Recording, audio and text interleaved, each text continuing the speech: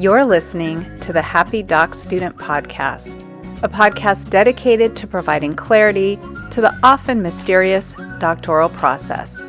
Do you feel like you're losing your mind? Let me and my guests show you how to put more joy in your journey and graduate with your sanity, health, and relationships intact. I'm your host, Dr. Heather Frederick, and today I welcome Monique Rhodes. Monique has spent the last 25 years studying the mind and its relationship to happiness and suffering. As a happiness strategist, she teaches people around the world how to master their lives. Over 70 universities and colleges use her program, The 10-Minute Mind, and her 8-week online course, The Happiness Baseline, has a 100% success rate in raising the mental wellness for every student who has completed it. Monique hosts the daily In Your Right Mind podcast, where she discusses how a series of small habits determine our well-being. Monique, I'm so excited to welcome you to today's show. Dr. Heather, thank you so much for having me. I'm really looking forward to talking with you. Why don't we spend just a few minutes with you introducing yourself to the audience and telling them a little bit about your background? Sure, and probably relevantly why I teach what I teach. As you can tell, Dr. Heather, from my accent, I'm from the South Pacific, from New Zealand, one of the most beautiful places in the world, and a rather idyllic place to grow up. But I struggled during my younger and teenage years with depression, with stress, with anxiety. And by the age of 19, things were pretty out of control for me. And I couldn't cope. I didn't know how to cope. And there was some trauma in my childhood that was adding to this. And I was experiencing a real despair, a despair that I think many people will understand. And I wasn't able to see a way out of this. And I got myself to a point where I ended up in hospital having tried to take my own life. And it was a real crossroads in my life. I'm 19 years old. I'm in hospital. What I'm doing isn't working. I can't figure out how to get out of this. So I decided as a last-ditch attempt that I was going to try and understand why it was that I struggled. And it appeared that other people didn't struggle in a similar way. And was my level of struggle and my difficulty to find happiness something that was kind of genetic, something that was in me, or was it something that I was able to shift? And that has sent me on a journey all over the world to find the answer. And the wonderful thing is, as I've done that, as I've gone on that journey, I've managed to completely transform my own mental wellness, my own well-being. And this is now what I've ended up teaching. This idea that we can shift how we feel is so empowering, particularly for doctoral students and faculty that are in a high-stress environment and at risk for suffering things like anxiety, depression, burnout. So I'd love for you to share some of the techniques or tools or how you approach colleges and universities about boosting people's health and wellness. Yeah, thanks, Dr. Heather. It's interesting because I think that one of the most important things that we need to understand is that often when we're struggling in this way, we feel isolated. We feel like I'm the only person that's going through this, and why can't I cope? And I think it's important to understand that if we look statistically at what's happening, most people are struggling on some level with stress, anxiety, and/or depression. So that's the first thing. And to understand a little bit like the obesity crisis, it's not actually our fault. There's not something wrong with us. You know, when I lived in India for many years, and when you're in India and you walk down the street and you're hungry, you don't end up in a convenience store with candy and all those things. Like every 100 meters, there's a fresh fruit and vegetable store. And so what happens is that you go and you eat fresh fruit when you're hungry. And so you don't suffer in the same way when you're visiting there as a Westerner from all of the, that kind of stuff we put in our body that makes us obese.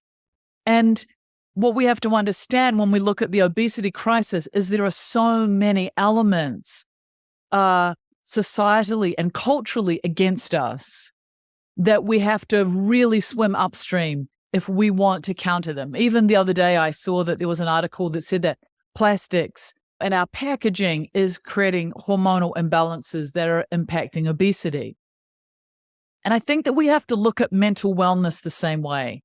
I think we have to understand that we're literally, with our mental wellness, walking down the street and there's candy stores everywhere. And we're like, how on earth can I stay well when I'm up against all of this? So we have to start to look at what are some of the things that have changed, from 30, 40, 50 years ago that might be having an impact on my mental wellness. So the first thing is that we could look at is that we're not exercising even as naturally. We might exercise, but we might get on a treadmill in a room and do it. If you look at research, it shows that people who are living in rural areas have better mental wellness than people who are living in urban areas. And if you bring someone from a rural area into an urban area, you can see their mental wellness decline. And the opposite, if you take someone into a rural area, their mental wellness increases. So we can see scientifically that being in nature, being in greenery, being in more wide open spaces, being around animals and things is so good for us.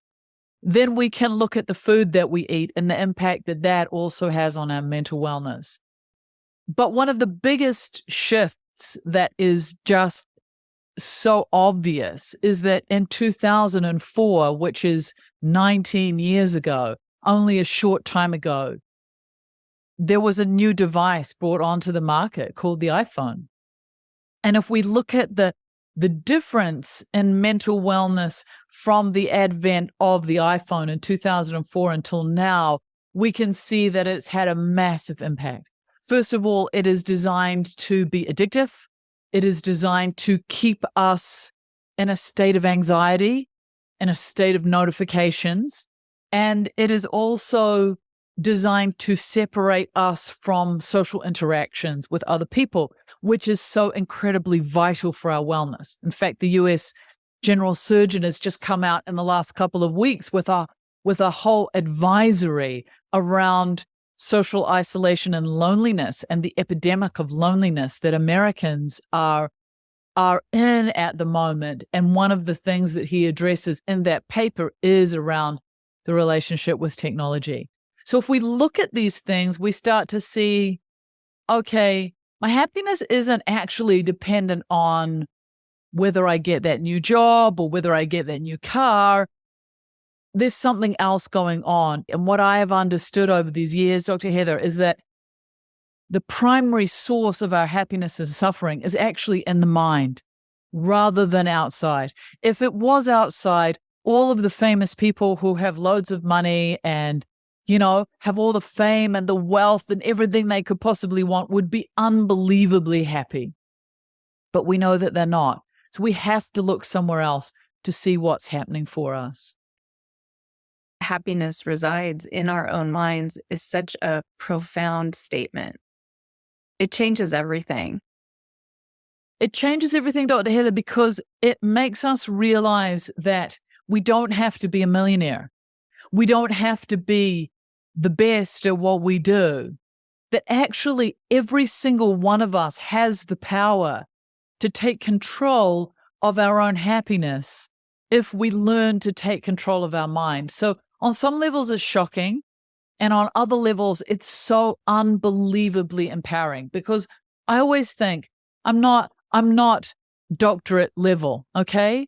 And if I can completely transform my life, anybody can. But no one teaches us how to do it. So we have to start to understand the elements that will help us to take control of this. And you talked about elements in the environment. We're kind of immersed in this environment that maybe is operating against us. In one sense, we've got constant alerts. We've got the technology bombarding us. We're sitting at our desk. We're not outside exercising. So we've got this recognition, there's these elements in our environment we can be more aware of in understanding how they may be impacting how we feel. And then we have simple tools that are so easy, really, and short that you teach that can allow us to really capitalize on this superpower that we have to control how we feel and how we experience the world so we can have more happiness and therefore less suffering, which I think is something all doctoral students and faculty are looking for. Absolutely.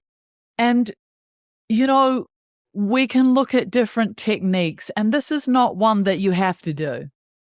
But a meditation practice is incredibly powerful. And I want to explain why, because I think that often people misunderstand or don't know what someone means by meditation. I want to get really clear about what I mean when I talk about meditation. So let's use the analogy of the gym, okay? When you go to the gym, you might take a 10 kg weight and you bend it and the muscle grows. There's a similar muscle that we need to grow with the mind, and that is to be able to stay in the present moment. Staying in the present moment is one of the most difficult things. We find it unbelievably hard. So I want to explain where our mind is going when it's not in the present moment. So it's almost like 3 boxes: the past, the present, and the future. Most of the time, our mind is dancing off into thoughts of the past, so we relate to the present moment with thoughts of the past. And when it's not doing that, it is strategizing and scheming about the future. And what we have to understand is that the past is over. It actually doesn't exist anymore. And it's very subjective what we remember of it. So it's just a figment of our imagination. What you and I will both remember from this podcast will be completely different, okay? And then the future hasn't come yet. It's just a fantasy. And so suddenly we realize that we're living probably about 95 to 98% of our lives in a fantasy. And those two fantasy worlds are very stressful. So the past is often very stressful, can elicit a lot of fear and a lot of worry. And this imagined future is also very subjective as to what it is that each of us imagine. And that can also, and usually is, very stressful and anxiety ridden. But neither of these places are real. So if I can teach you to bring yourself to the present moment, then what I'm able to do is alleviate a lot of your stress and anxiety very, very quickly. Because what I can do is teach you how not to live most of your time in the past or the future. Doesn't mean that you don't get to make plans and figure out what's going to happen tomorrow and next week, but you're not living in the fear-based place where your mind has no ability to recognize, is this really happening or not? These creative visualizations that we do about our future where we become so anxious. The mind and the body have no differentiation between that and what is actually happening. So if I can teach you, as your mind drifts off, to come back to the present moment more and more and more, in time you'll manage to actually stay here and you'll live in the present moment a lot more regularly, and a lot of your stress, anxiety, and depression will dissolve basically from that alone. And that's what meditation practice teaches you. And it is a practice. Monique, I remember when I was first dabbling in meditation, my first thought was, I can't do this. I'm terrible at this. My mind keeps wandering. I think that's where a lot of people give up. My mentor said, I want you to thoughtfully consider over this week how much time you're spending in the past and how much time you're spending in the future, and come up with a rough estimate. And it was something crazy. Like 98% of my time was not here. It was in this fantasy land that you're talking about. And that fantasy land for me was full of stress, anxiety, and overwhelm, for sure. So as I was given the permission to not be perfect at meditation, to see it as a practice, now a decade later, I can say that that number is much less than 98%. and that my my baseline has increased and my suffering has reduced. And every time I find myself in a state where I'm suffering and I ask, am I worrying about something that already happened? Am I ruminating about something that already happened that I can't change? Or am I obsessed about something in the future that hasn't even happened yet? It can bring you back to the state of being in the present, which I think for many people sounds so esoteric and out of reach. Yes. I want to give you an example of something, Dr. Heather, that's just happened recently. So I recently got COVID. I live down here in Costa Rica. I recently got COVID, and after COVID, I ended up with an autoimmune complication. And I was rushed 6 hours to the main city of Costa Rica, which is San Jose, in a car with everybody not sure I was going to get through the night. And it was very interesting to see this from the place of someone who's meditated for a long time. And did I have fear? Yes. Did I have emotions? Yes. And when I got to the hospital 6 hours later, I noticed that I just stayed with what was happening. And the doctors came. It was the middle of the night by the time I talked to the doctors. It was 2:00 in the morning. They told me, we're going to see a hematologist tomorrow, and these are the steps we're going to take. And there was not one part of me that ran off into fatalistic fantasies of what might happen. And in fact, one of my friends called me from New Zealand, and she said to me, I'm wondering if, and I just said, no, stop right there. I don't want opinions. I don't want ideas. I don't want fantasies. Let's not live there. Let's just live in what the facts are and stay there. And so it meant that I was able to handle a life-threatening situation completely differently from what I may have handled it 10, 15 years ago. And it's really that grounded power where I still have thoughts and emotions. Don't get me wrong. Of course I do. But I don't drown in them. I see myself as a surfer of them. I surf them. They're there. I can handle them. My stability, my center is really grounded, and I allow everything to happen around me, but I observe it rather than getting swept away by it and caught up in it. And one of the amazing things about meditation is not only does it bring you back to the present moment and teach you how to be there, but it allows you to get to know your mind. Your mind. It's different from my mind. To see its propensities, to see the things that trigger it, to see the things that make it anxious, to see the things that make it happy. And so you also get to build this profound relationship with yourself as well that is so incredibly empowering. And I'm guessing a lot of the listeners right now are saying, I want that. But I think of meditation and I envision someone sitting in the lotus pose in a cave for weeks. What advice or practical tips do you give someone who's just starting out? Yeah, it's wonderful. And look, people sit in the lotus pose in a cave for years, okay? But the most important thing is to understand that we just do things in small stages. And the reality is that we can know that there are people that do incredible practice in caves in the Himalayas for years. But the most important thing is not how long you can meditate for, but how can you integrate it? So it's one thing to be able to sit for long periods, but another thing to be able to bring it into your daily life. So I'm a real believer in quality over quantity, which is why the 10-Minute Mind, which is my course, is so popular.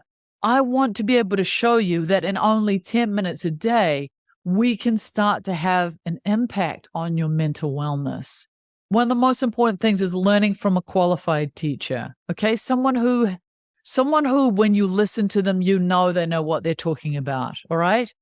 Not someone, and unfortunately the internet is full of this now, who's just done a course recently and is suddenly teaching, okay? You need someone who can answer all of your questions and has a deep grounding in the practice. And I really encourage people to do a guided practice. I met someone some years ago that I was teaching who says, I meditate for 30 minutes a day. I've been doing it for 20 years. I don't know what you can teach me. And when we started to work together, we realized that she wasn't meditating for 30 minutes a day for 20 years. She'd just been sitting thinking for 30 minutes a day. Okay.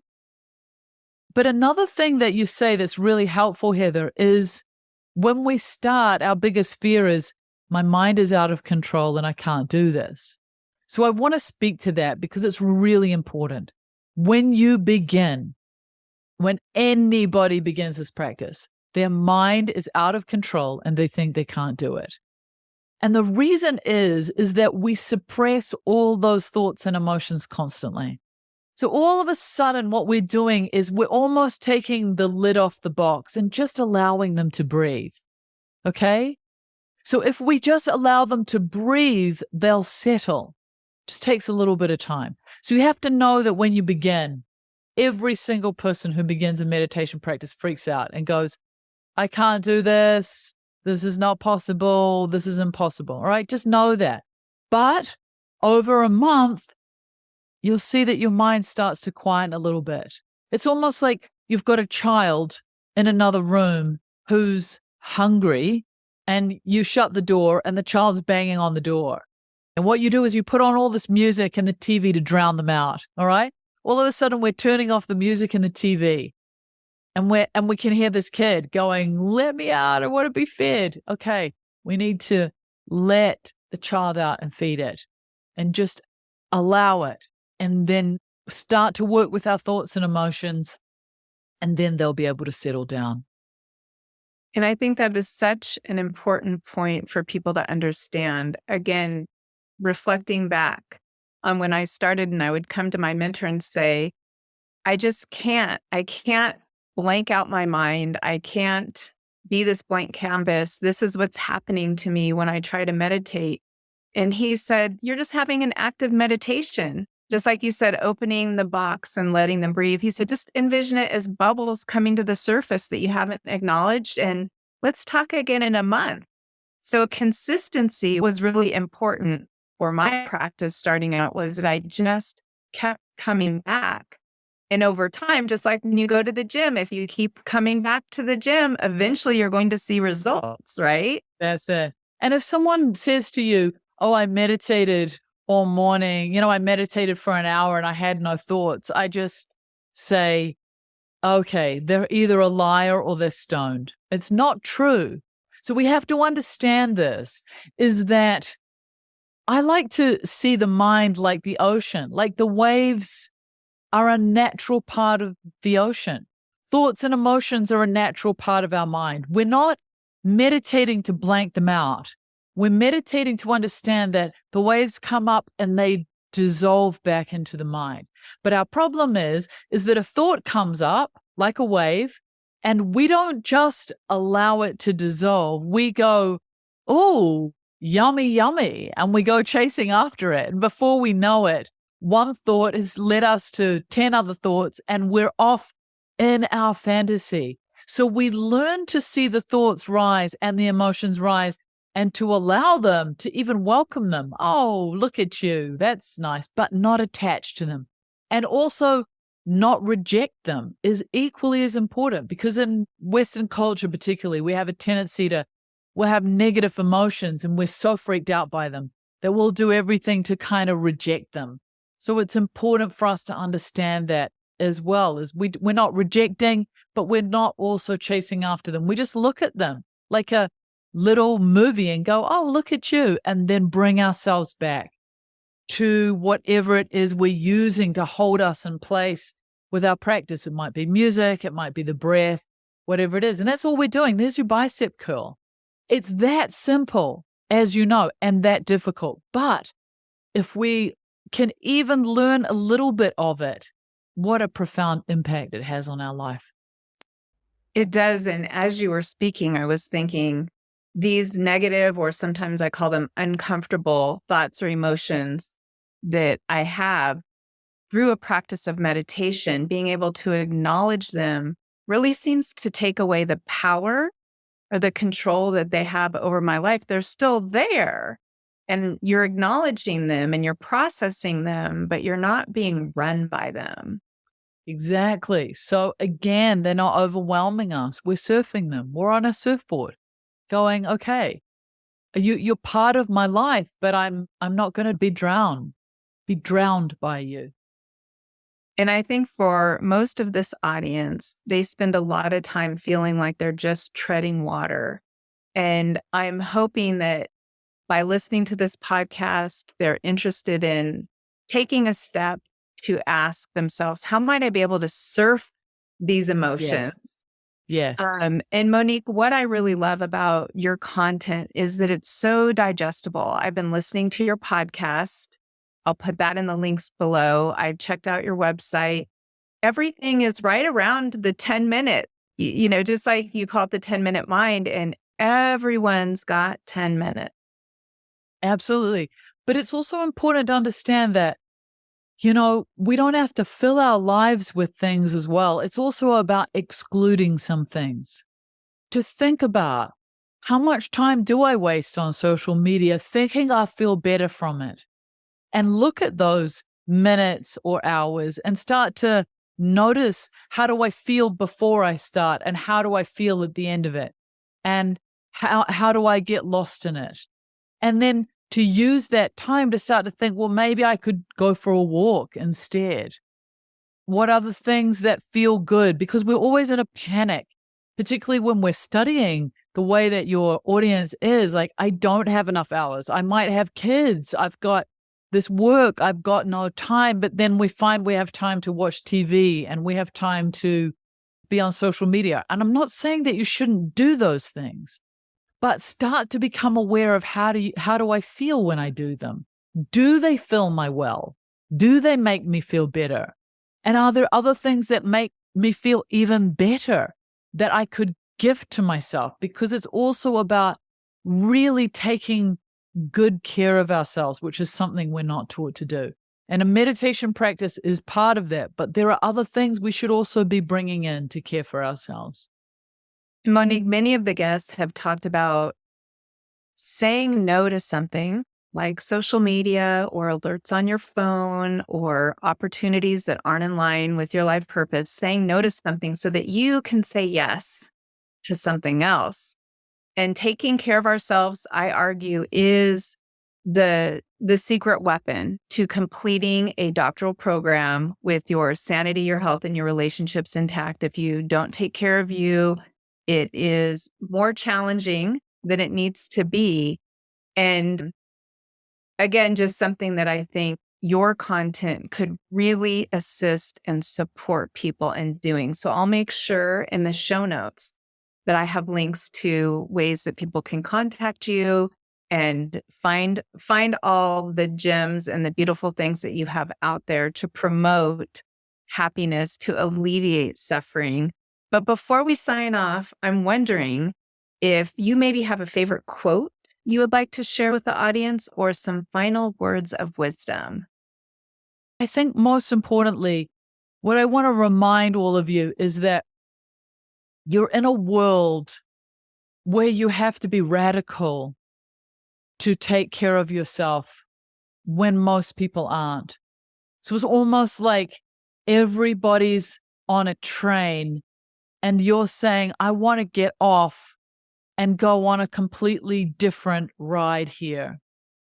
And it's very difficult when we look at the normalization of things in a culture, and to start to understand that just because everybody else is doing it doesn't mean that it's going to be okay for you.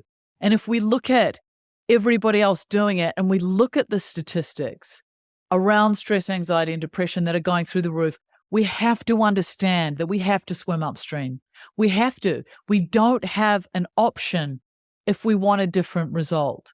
And so that's what I want to encourage those of you listening is those shifts don't have to be big, but they have to be made. You can't eat junk food and not think that you are going to get fat. It's the truth. And you can't be caught up in overworking, unhealthy, technology addicted environments and not think that you're going to become miserable. It's just not possible. So listeners, you heard it here.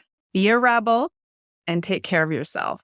Monique, thank you so much for spending your time with us today. It was such a joy. Thank you so much for having me, Dr. Heather. Thanks so much for listening, and I look forward to connecting with you on the next episode. Until then, if you're looking for more ways to invite joy in your journey, check out the free resources at expandyourhappy.com. You'll find downloads like an article I wrote titled The Doctoral Journey, 12 Things You Need to Know That They Probably Won't Tell You. You'll also find a PDF that organizes all podcasts by the 7 steps detailed in the Happy Doc Student Handbook, which you can also find on the website. Finally, if you're looking for Happy Doc student swag, I've got that too. Don't forget to subscribe to the podcast and YouTube channel, and if you want to make my day, rate and review so that together we can change the way doctoral education is delivered and experienced. Hey, one more thing. Just a quick reminder that the information, opinions, and recommendations presented in this podcast are for general information only.